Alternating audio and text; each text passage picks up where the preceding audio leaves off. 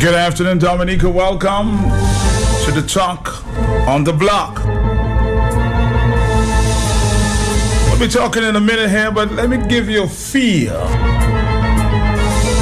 of what's going on day number 3 at the Creole in the Pack. We're there live.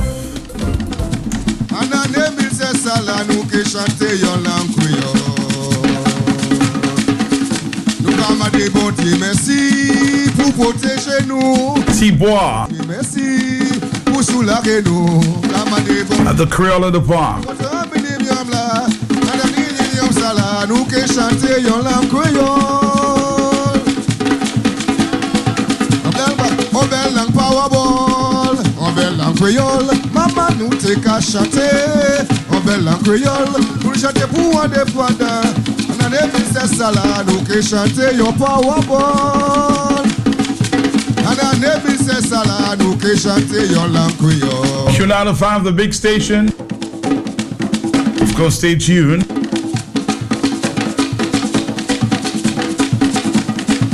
We'll be bringing that and more a little later today. Let me share with you some of what is going to happen today. Clinton Friends going to come up next. Sankafo, WCK. The 2017 Queen contestants will make an appearance. Live DJ music, followed by KKK. It's a triple K. Followed by DJ Matthew and Tian Winter out of Antigua. Bring the curtains down. On day number 3, Creole in the Park.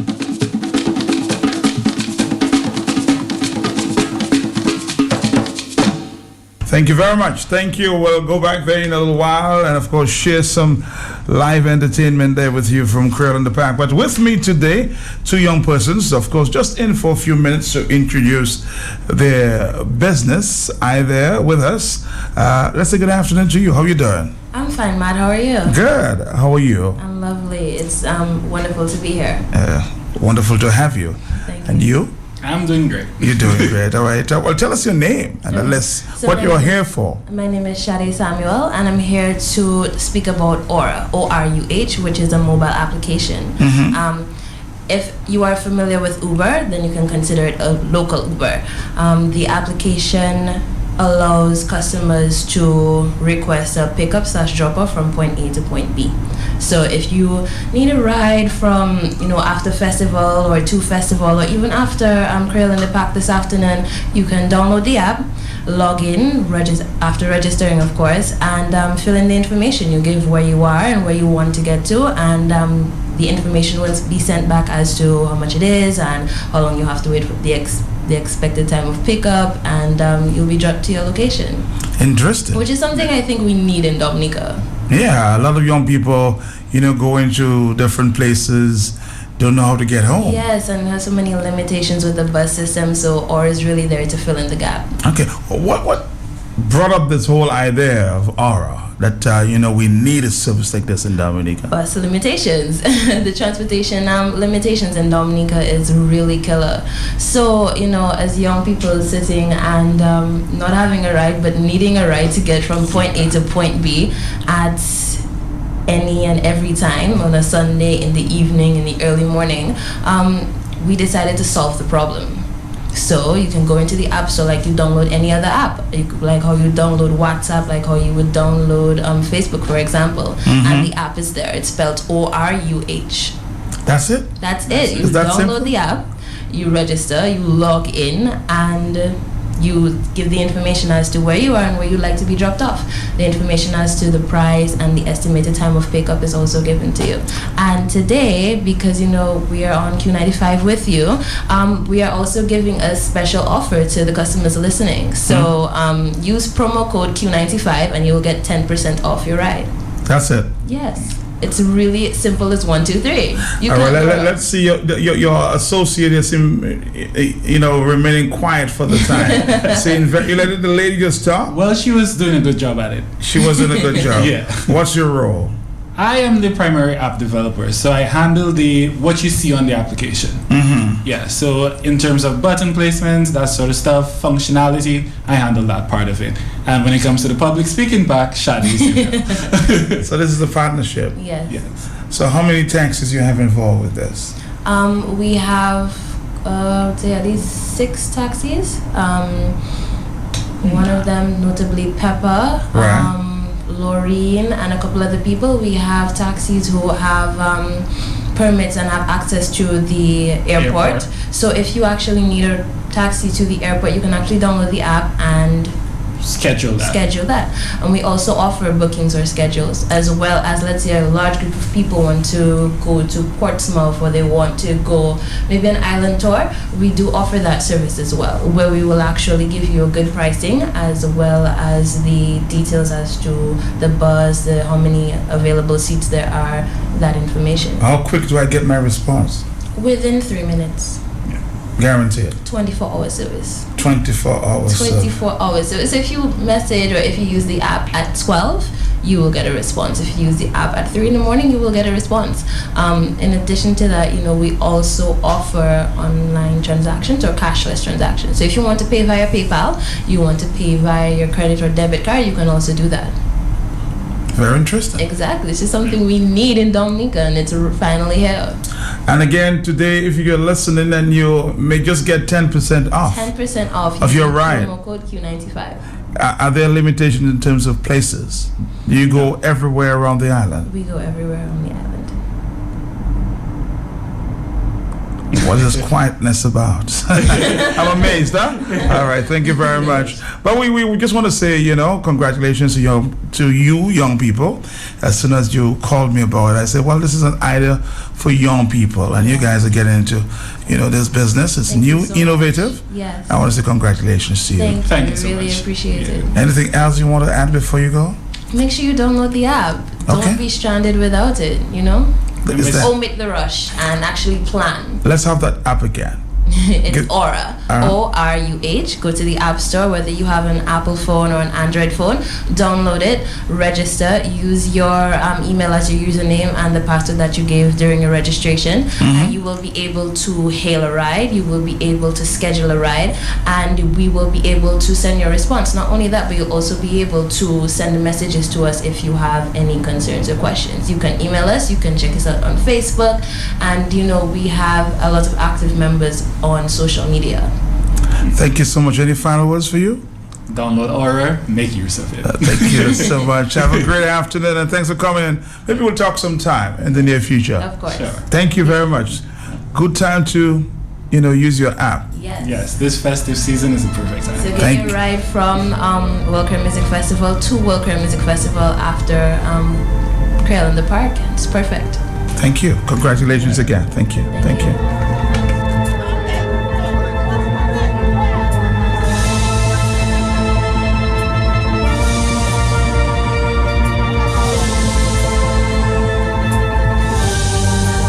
We're going back in the pack for a little action. A Dominic, nutini olumutai, nuni kwapo, aguti eseseru. A Dominic, nutini olumutai, sule pape inatiwel, alias imoda blote. La famille qui bien agit, Dominic qui belle. Dominique du Consiro, si vous le pas pays naturel, vini à Dominique.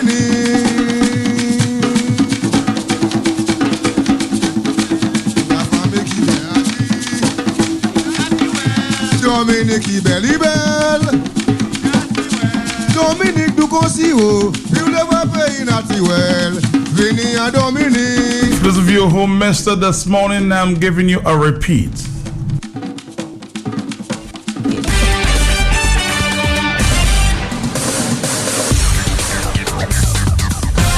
The parliamentary session in Dominica's House of Assembly turned out to be a fiery affair on Wednesday. The House was about to debate an opposition motion of no confidence against Prime Minister Roosevelt Skerrit and his administration when there was a clash between Speaker Alex Boyd Knights and opposition leader Lennox Linton. The Speaker was demanding an apology from the opposition leader for an unflattering statement about Boyd Knights he made while presenting the motion. Here's opposition leader Linton on the motion and the subsequent drama that ensued. We've seen the Prime Minister appointing all sorts of ambassadors all over the world. While the Prime Minister hands them our diplomatic passports, he hands them diplomatic privileges of immunity, etc., to do whatever they want to do with diplomatic rank and diplomatic status. We see no benefit, no economic benefit from these I engagements. just need to let you know that when you impute improper motive, it is wrong and it's against the rules of the House. You're part of the debate now, Madam Speaker? I am, excuse me? I just asked whether you were part of the debate. I find your question very rude. Oh, yes? But I it find your intervention very out of order. I am telling you, you will listen to me because this is what I'm here for. Okay? And just because you think that you're having your day doesn't mean that you can. What day are you talking about, Madam Speaker? What day are you talking about? Having what day? Madam Speaker,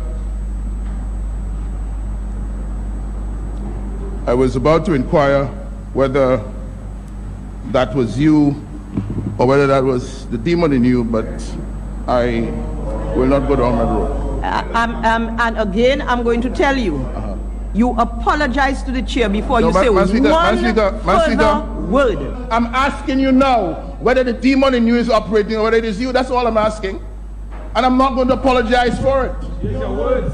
Those are your words. I'm not apologizing for it. I'm not apologizing. Well, I'm not apologizing. I am not apologizing for words that you have mentioned in this house. I'm not doing it. Attorney Anthony Astafan is an advisor to the Skerrit administration. In his view, the Speaker was right to intervene when she did. That the question of diplomatic passports and passports are not only highly controversial, but not fitted and did not fit within the subjects and objects of the motion of no confidence. Secondly, there was a clear imputation of motive. All that the Speaker did was to point out that in accordance with the rules, that you cannot impute motive, improper motive, to any member of the House. Mr. Linton reacted with some hostility and anger, and he says, well, is it you or your demons in you asking me to do that? And he went on to accuse the Speaker of the House of seeking to discriminate against him because he was merely using her words. Here is Speaker Boyd Knights addressing Parliament on the matter and Opposition Leader Linton's reaction, as well as comments from two other opposition MPs. I pointed out to the member that I have a general authority under Standing Order 86, 1 and 2 to conduct the business of the House. I also pointed him to Standing Order 49, where the Speaker in the House or the Chair in committee shall be responsible for the observance of rules of the House.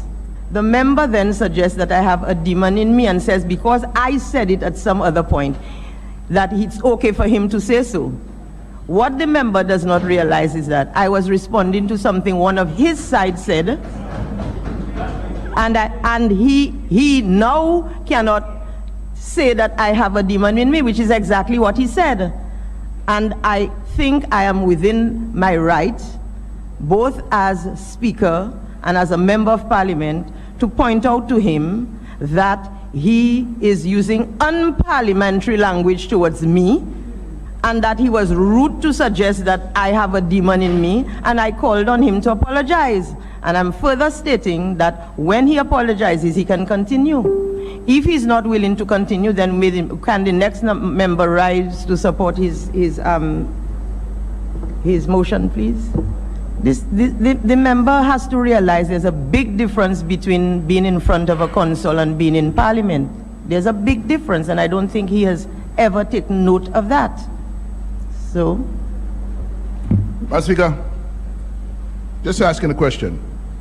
Are you going to allow me to conclude the introduction, the presentation of this motion to the Parliament or not? as soon as you apologize. No, well, I'm not apologizing. Oh, well, then will the next person stand to speak? So I do I'm think, ready to speak when my leader is allowed to complete his presentation. but Stop you're denying him his presentation. you're Your hard of word sits hearing. in the records of the Parliament. Mr. President, Madam Speaker, let me a small intervention. A small intervention. I am a parent, a mother of 3, and I understand that as a mother I have a right to exercise my authority. But there are situations where I'm not always right. Authority does not mean that we are always right. And there are some situations where we just have to be humble and admit that, there's no right or wrong in this situation. I think what the honorable leader of the opposition said it is not untruthful. And there should be no reason why he should apologize for speaking the truth. And let me just tell you, it might be the truth that somebody does something, but the rules say that you can't say it in Parliament. And that's where we become unglued. That's the point. Methodist cleric Reverend William Watty is among critics of Alec Boyd Knight, who suggest that she is not impartial, that she is partisan, and that she needs to make a real effort to do much better as Speaker. I was so sickened by the whole thing that I really left home. I switched off and I just drove out.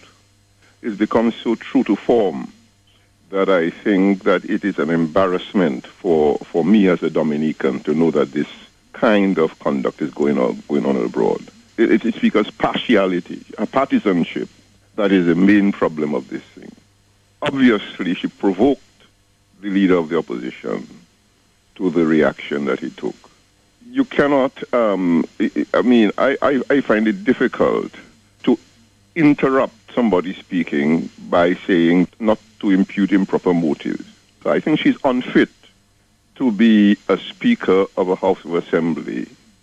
She's temperamentally unsuited for that position. She is incapable of impartiality, and she has no conscience about the way she is acting. I deplore the fact that we have reached a stage in Dominican politics that we have to put somebody like that in the Speaker's chair. We gave Speaker Boyd Knight an opportunity to respond to the criticism leveled at her by Reverend Watty, who on occasion writes articles on matters of interest in the local newspapers. Former Minister of Justice in Trinidad and Tobago, Herbert Volney, who has Dominican roots, also criticized the Speaker, suggesting she was treating Parliament like a classroom and playing the role of teacher and treating the opposition MPs like children. Mrs. Boyd Knight declined to comment when we reached her on Friday, explaining that the parliamentary session was ongoing and she would prefer to address the issue after the current session ends. And I want to do my House sitting complete before I comment, okay? The criticism directed at the Speaker is misdirected. Anthony Astafan tells the bigger picture. I've told Mr. Volney that I thought he was very wrong, that you cannot look at an isolated incident or statement and come to a generalized and broad brush conclusion like that. If you to criticize the conduct of any Speaker of the House, you must look at the conduct of the members of the Parliament in order to come to a conclusion fairly and objectively as to whether her conduct is anti-democratic. Opposition leader Linton is suggesting that the Speaker often oversteps her authority. He cites what happened on Wednesday as another example. The Speaker has developed the habit of interfering with our presentations in the Parliament without any standing order objections from the floor. It is an abuse of privileges and abuse of power. She's done it for too long. And on principle, I'm going to stand up against it because the rules allow for the Speaker to be the arbiter of debate in the Parliament, not for her to be unreasonably inserting herself into the debate with objections that have not come from the other side or from even our side of the House. When the Speaker rises in debate to object to something I have said, who's going to be the arbiter? Who's going to be the judge? Who's going to be the referee? So now the question is, where do we go from here? But according to Astafan, it is the opposition MPs who are at fault. The information, the propaganda, the image, the perception about the Speaker's negative impact on democracy and Parliament is entirely misconceived. Why?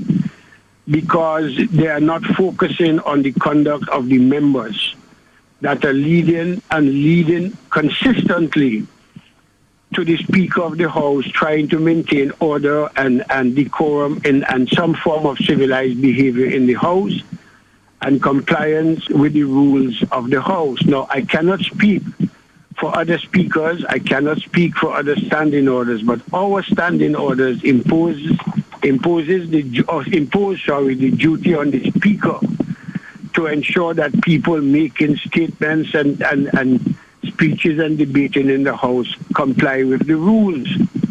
It ended up being almost a personal thing between Speaker and opposition leader.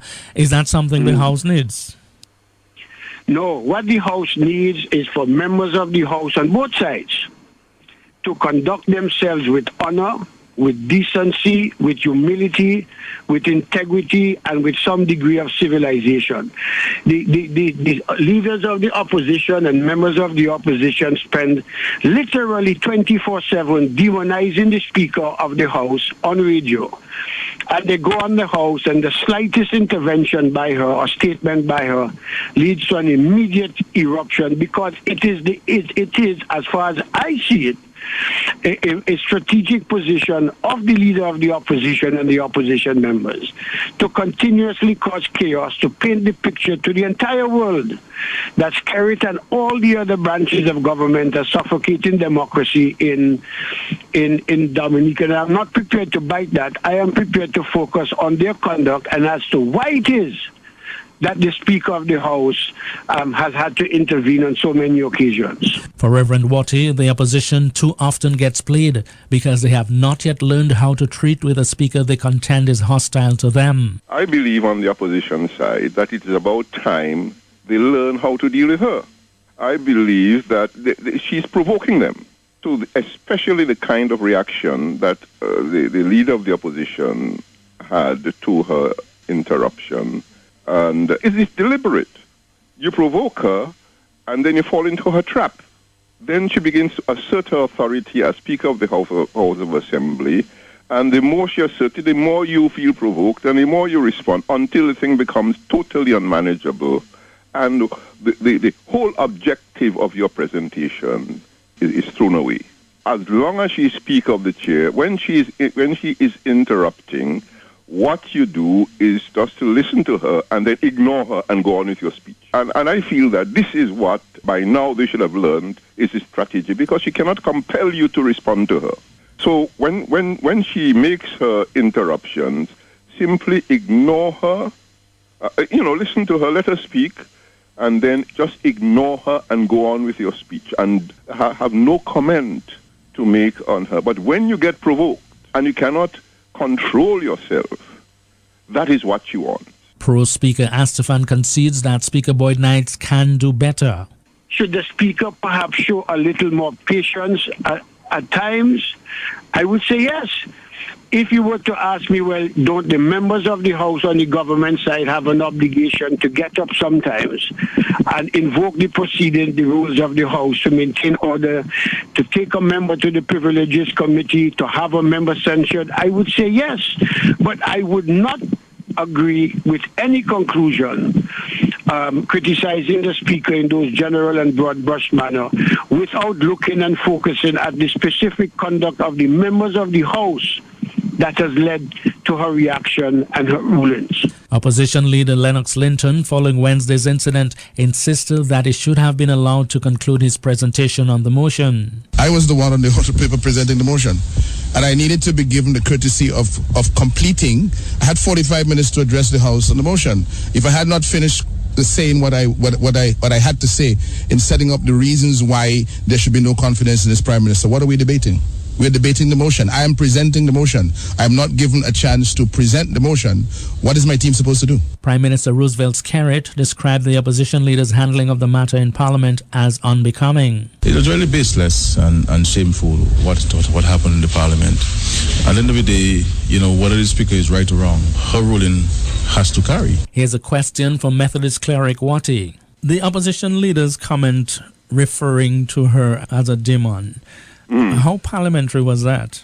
Well, I think it was unparliamentary. It was not necessary. But I mean, in a state of provocation, especially when you cannot control yourself, you lapse into these unnecessary repartees, which does not help anybody.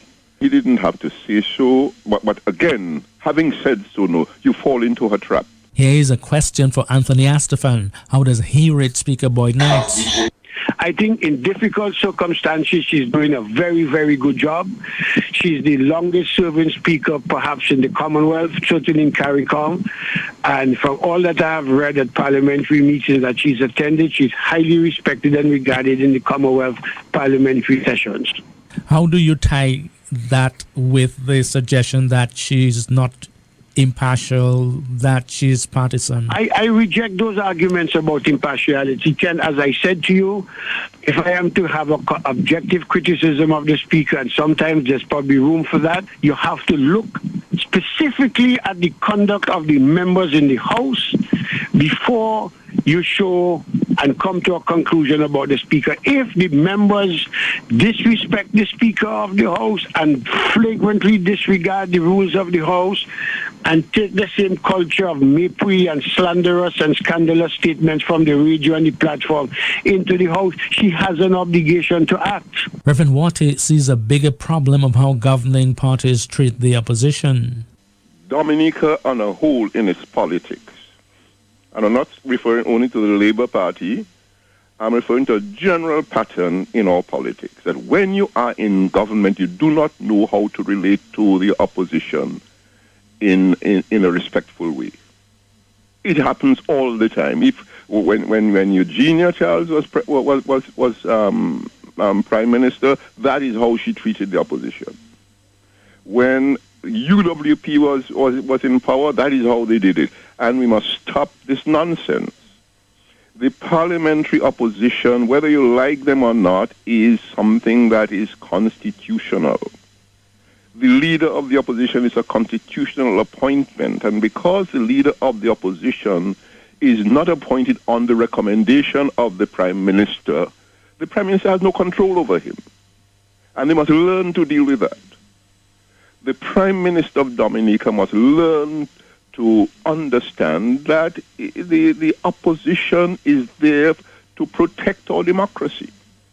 And you do not have to like him, but you have to respect the office. And that is the problem. And I'm not putting that indictment on this Labour government alone. It is a pattern that happens from government to government. And my fear is that if you put the UWP back in, that is going to happen again, because they have the power. In other words, we are operating on a principle not that right has any might, but that might is always right. The parliamentary battle between Speaker and Opposition Leader resumed Thursday, ending in Opposition Leader Linton being escorted out of Parliament by a Sergeant-at-Arms. Here's a bit of that drama. Madam Speaker, with all of the raising of objections and standing order objections and so on, I just wanted to be clear what your ruling was this morning, because yesterday we had an incident and the matter before us concluded and we moved on with the sitting of the Parliament. Moving on with the sitting of the Parliament involved me as the member for the Margaret constituency posing a question to the Minister responsible for Foreign Affairs. And so I did in fact participate in the affairs of the Parliament subsequent to the incident that caused some concern yesterday. You're now returning to that incident this morning and ruling that what? I will not be participating any further in the affairs of this Parliament? I'm not going to read all that I said, simply to read the last part to say. I want to make it clear, therefore, that my ruling regarding to your taking part in debate continues. Taking part in debate. I will repeat again. I wish to make it clear that my ruling regarding your taking part in debate continues. And that, dear member, is the end of the matter. Until you apologize, I will not hear you. I am asking the member to take his seat, please. I'm not going to sit down. Sergeant at Arms. Sergeant at Arms, I'm going to touch you because I will leave this house, but I'm not sitting down. And so no Sergeant at Arms. Sergeant at Arms. Be careful about that. Sergeant at Arms, can you escort the member out, please? It's not necessary for any escort of Sergeant at Arms. I am leaving the house. This is the parliament where the speaker presides. This is just intolerable. Absolutely intolerable. A member who treats this house like a studio, that he behaves as if he's before a console. It's absolutely reprehensible, and I, as the person presiding, cannot allow members to abuse the house in such a manner.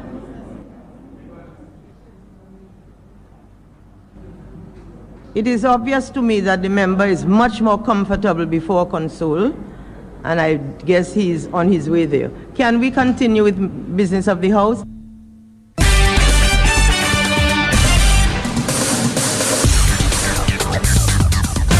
November 8 is drawing nearer and the U.S. presidential election is heating up.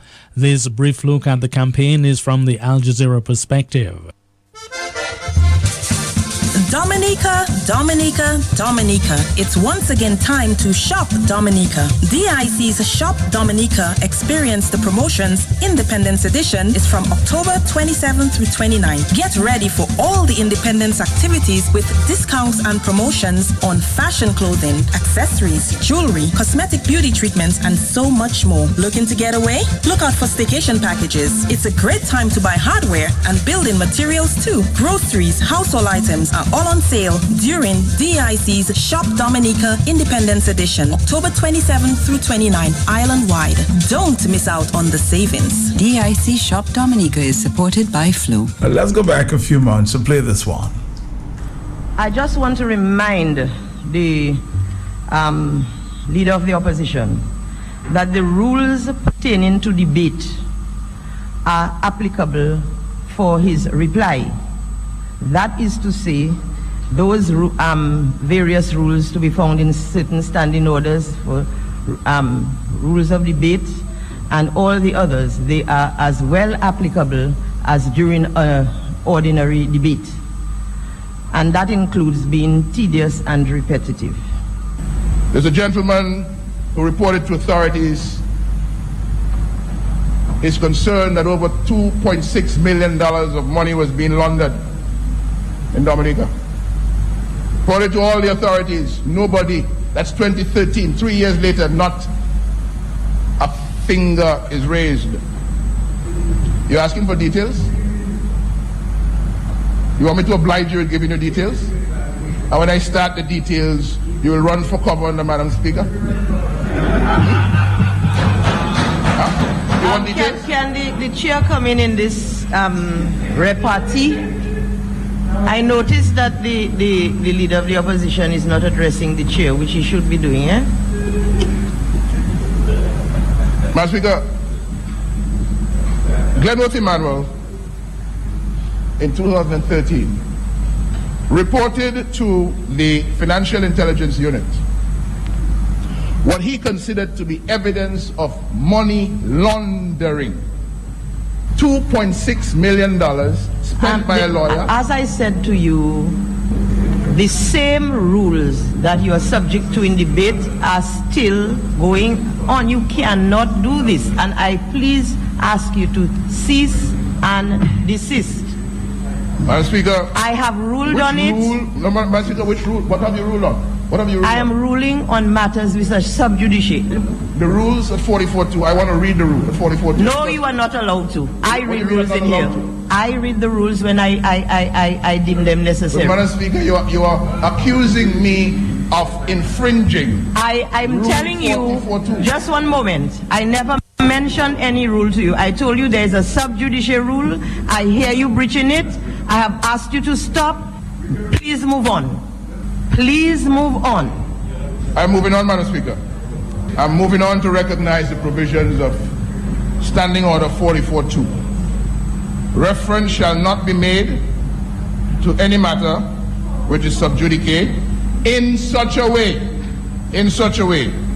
as might, in the opinion of the chair, prejudice the interest the member. Speaker, I'm saying that so that we can search our soul. Because there are some key qualities of great political leaders. First one is honesty when you are discussing and you're debating. The other one is about genuine compassion, integrity, and instilling confidence in the nation. And in regards to genuine compassion, you must always put yourself in another person's shoes. Because in Parliament, for example, if it were the Prime Minister's mother who passed away, God forbid, would we be having the debate all now, or would we postpone it, adjourn it to the next day? So that I'm saying, search your conscience. That's not for debate, just search your conscience.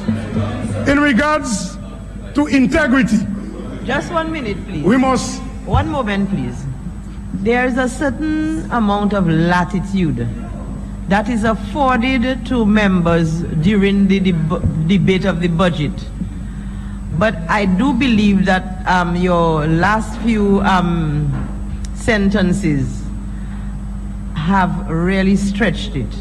Madam Speaker, I'm telling you that you're discussing the budget, but not about people's character. As a matter of fact, there's a standing order which tells you when you want to do this, you have to bring a motion specifically for that. Okay. So I would ask you, please, go back on the budget. Madam Because this Speaker, is really what we are staying late to Madam do. Speaker, noted. But I was saying I wasn't attacking personality. I was just saying. Excuse me. I was just saying. Speaker, Can I've we moved move on on, already. please? You know. Right. I'm okay. Madam Speaker, in regards to flexibility, a political leader.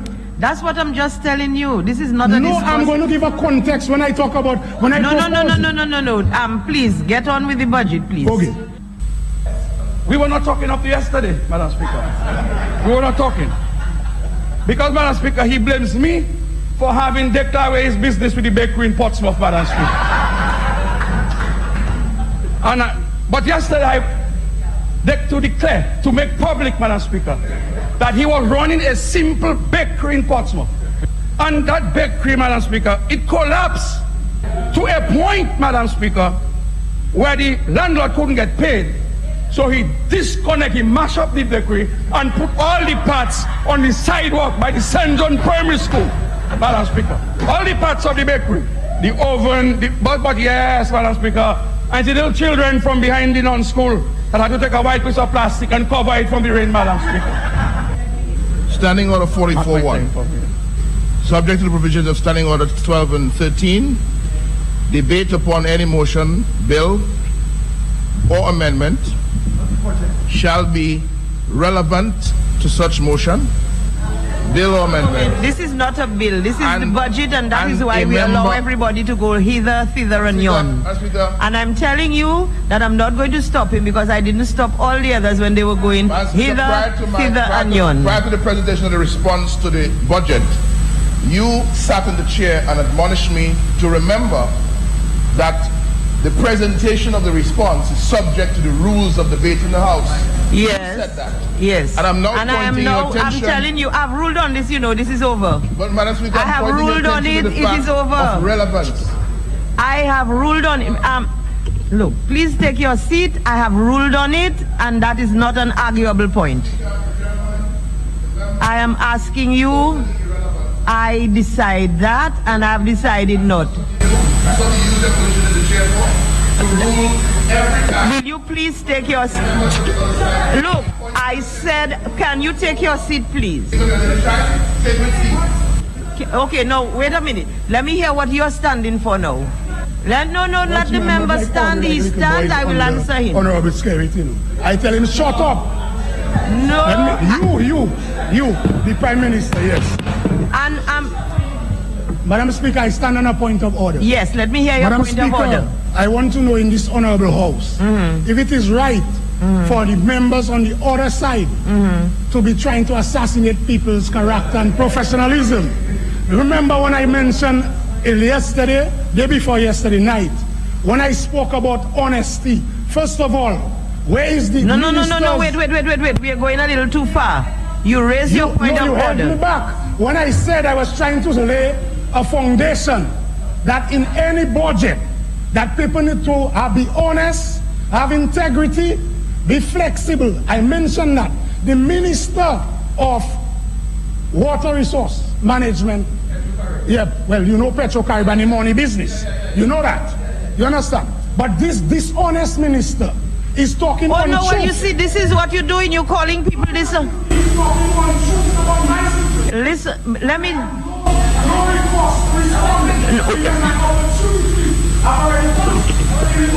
No, just a minute, please.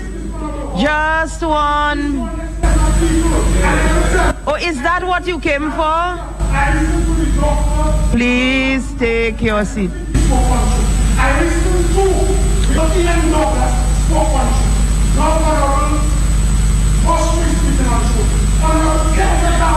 But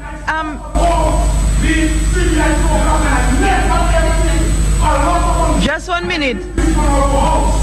Because I can't deal with the untruth and character assassination. And Mr. Prime Minister, I told him in conversation that you need to leave a legacy for young people to come in.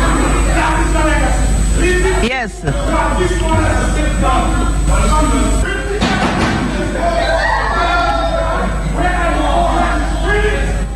The members came to do something, let them do it and finish. I will tell the members one thing. These members have to learn to shake their bags where they sell their coals. And I'm asking the public out there to listen. What is going on in this house? The member stayed away for the whole afternoon. He came here and lo and behold, he left the house. He needs to be putting himself in a position where he can shake his bags, where he sold his coals, his 100,000-man march. And don't blame me. And I insist that these members must learn to shake their bags where they sold their coals. 148. And the memories of the house there.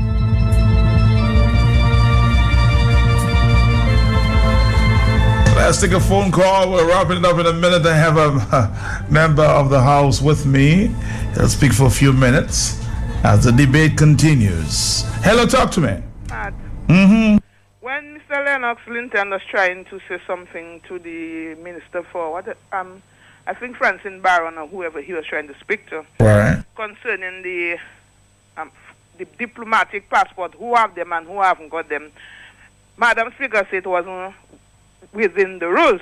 But when Skerrit stood up a couple of years ago, last year there, or year before last, and started going down with Dr. IP, was it within the rules?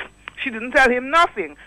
When I heard her speaking to the parliamentary representative for Roseau, the way he had to get on the way he was getting on there because Austria started it, and she never said anything to Austria. Matt, I call in on our Matt, Mr. Lennox Linton, Honorable Lennox Linton, to take a stand and take a stand for something, and we will be behind you. Thank you. Thank you. Hello, talk to me here. Yes, good afternoon, Matt. How are you? All right, sir. Matt, I fully support the Honorable Lennox Linton. But let me tell you, Matt, the situation I see in the House of Assembly at this present time, I am confident that one of these days somebody is going to lose their nose. Somebody is going to get a broken nose, Matt. Trust me. 149. Hello. We don't condone any violence around here. Okay. Hello. Talk to me. Mr. Peltier, blessings, King. Yes. Matt, thanks for going back in a few months ago. You listened to the latitude she permit Austria to denigrate the young brother who may have failed in his business up north. You notice how she stayed there and said nothing, and before the opposition members would say anything, you are about to impute proper motive, or you are imputing proper motive. Improper. That lady, my brother, something needs to happen in Dominica. Dominica, 365 rivers, and it is not thirsty for water, but it is thirsty, Matt. Thank you. Thank you, too. We take another phone call, and then we'll take in a little bit of of course, a member of parliament in the House on the opposition side. Hello. Sorry, I've bought the Mr. Speaker. I can't understand why the business of our ambassadors can be an issue when it should be public, that we should know who is where in what part of the world. That's public information, yes. To serve Dominican. And do we know that the passport given to anybody is the property of the state? And we are the state. So we are supposed to know who has our passport. So why could that be a secret? Furthermore, the problem in the House is just exposing the inconsistencies and the inadequacies of our parliament. Thank you. Thank you, too. Let's take another phone call. Hello. Good afternoon, Matt. Yes. Matt, to be the longest standing speaker in the Eastern Caribbean or wherever is not really a qualification in a democracy. It's a disqualification. And Alex Boyd Knight should go because she's been there too long. And it's creating an aggravating situation for the parliament. And she needs to go. All right, thank you very much, Hector Sparks. John, I suspect you want to weigh in and all that you're hearing. The opposition is also under some fire there, saying that you guys don't know how to behave in parliament. Like, how do you defend this? Let me say good afternoon, Matt, to listeners. Do you think the speaker is unfair to you? Very much so, Matt. As a young member of parliament, I came in 2009, and the experience that I had, we had with the speaker from the word go was not good. We had the senior guys like Miss Honorable Edison James, Honorable Norris Prevo, Honorable Ron Green there with us, and really they were the seniors in parliament, and they were really giving us guidance, and not only guidance on that side of the political divide, but also guidance to those on the government side, because they were more experienced and knew the standing orders better than us. But the speaker, I mean, she had been like that for some time, and I heard that someone stood up and asked for more time for Doreen Paul at the time in Parliament, and they said they would like to ask for more time for the member to continue to confuse herself. And the speaker said a motion had been moved to give the speaker some 5 more minutes to further confuse herself.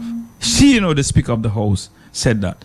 And that was before my time. And the experiences that we have, we came there. I remember once myself, Danny, Luge, Ezekiel, Basil, and Ronnie Isidore, we organized a meeting with the speaker, just as the new members of parliament on the opposition side, to see how we can, build a rapport, camaraderie with the speaker, and she would not have that.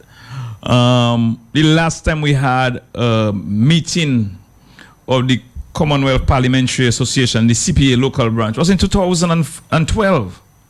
And she's the head of parliament in Dominica. She have not called meeting for us to meet and discuss this type of issues and move in the right direction. She's also the head of several committees from in parliament, and she had not called. I think it's only one meeting they had recently for the broadcast committee. She had not called me, the privileged committee and others, to meet and discuss and see how we can fashion the way forward and see how we can the fuse that we have, the problem we have in parliament, that we can deal with it. And Matt, what happened on Thursday? If I was in parliament, they would have arrested me. Why, Matt? Simple.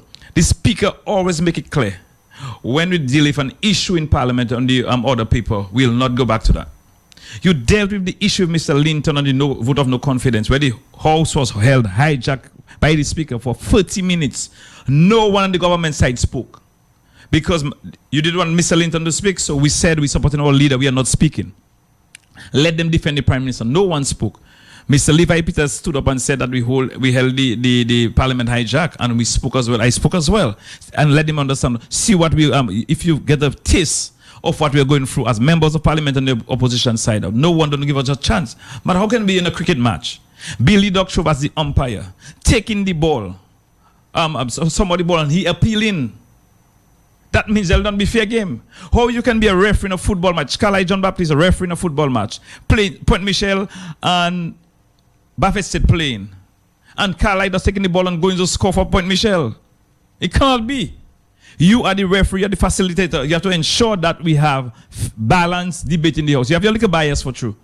But that will always happen. And that is why I said, Matt, if I was in the house, we'd have a problem. Because Mr. Linton dealt with that no confidence motion. We passed it. We went to the questions. Mr. Linton had an oral question. He stood up and asked his question to Francine Barron. They had some back and forth. We move on to the supplementary appropriation. Mr. Linton said in Parliament for the entire day. Mr. Basil presented, Mr. Felix Thomas presented, I presented on our side. And we said that Mr. Lugo will present on the following day.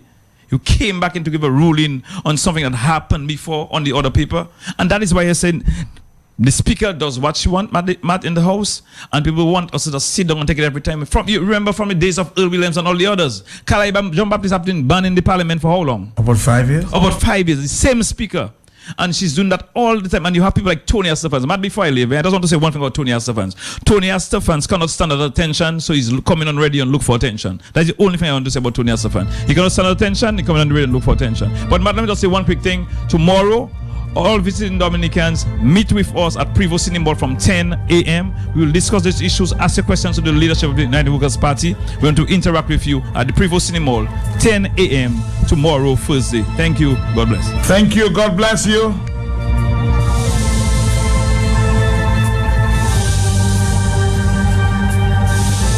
We have just about 3 more minutes.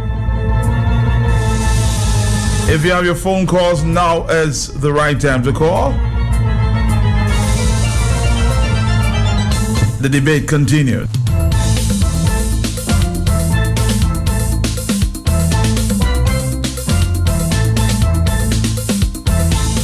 Okay, let's take another phone call. Hello. Matt, that is why we need electoral reform, Matt. Electoral reform for us to get that old speaker out of the house. Bye-bye.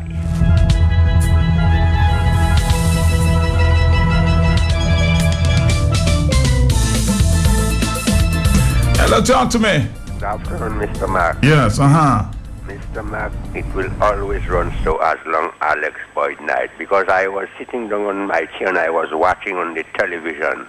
I cannot tell you exactly which month.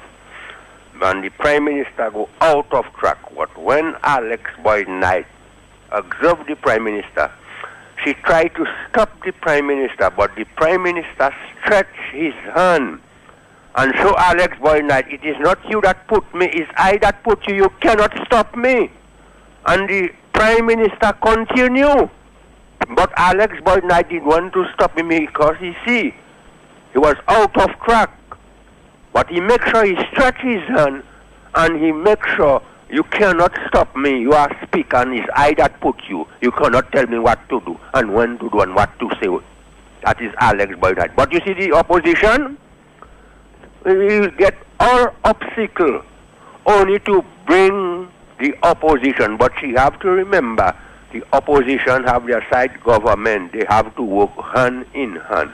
Unless that happens and Dominica, they too soft. Bye-bye. Okay, well, it's lunchtime for you. We're going to keep you for 1 more minute, and then you're going to go and have some... I wonder do you like meat? Do you like... Yes. I'll just share with you some of what's going on live there. Creole in the Park. Let's take our final phone call and call it today on Talk on the Block. Hello, talk to me. Well, I was listening to the comments from Reverend Watty. I think he's correct the Speaker, it is very clear from all the information that we have that Alex Boyd Knight is not impartial in the Parliament, and this is the primary cause of all the trouble. That is what it is we need to address. How are we going to configure the conduct in the Parliament in such a fashion that the Speaker is going to be impartial? As long as she has a bias on one side, we're going to continue to have problems. And Alice Boyd, Reverend Watt is correct. There has been a pattern of this kind of thing, and it's high time that we put a stop to it. Thank you. That's a stretch from Dominica.